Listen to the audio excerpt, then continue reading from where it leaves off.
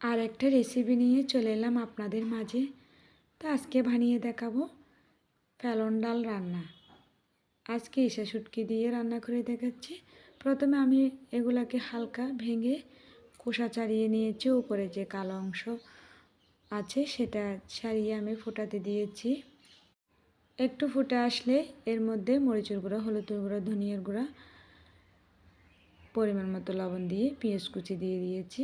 এই পর্যায়ে আমার গ্যাস চলে গিয়েছে। তো আমি এখানে ইচা শুটকিগুলো দিয়ে নিচে মাটির চুলায় রান্না করে নিব।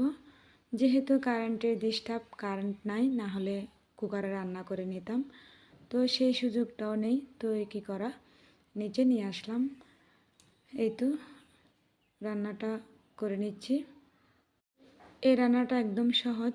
তো এখানে ফুটিয়ে আসলে এর মধ্যে টমেটো দিয়ে দিয়েছি, দিয়ে পেঁয়াজ দিয়ে তেলে দিয়ে দিলাম। এটা স্কিপ হয়ে গিয়েছে যেহেতু নিচে রান্না করে নিচ্ছিলাম। তো ধনেপাতা দিয়ে নামিয়ে নিচ্ছি।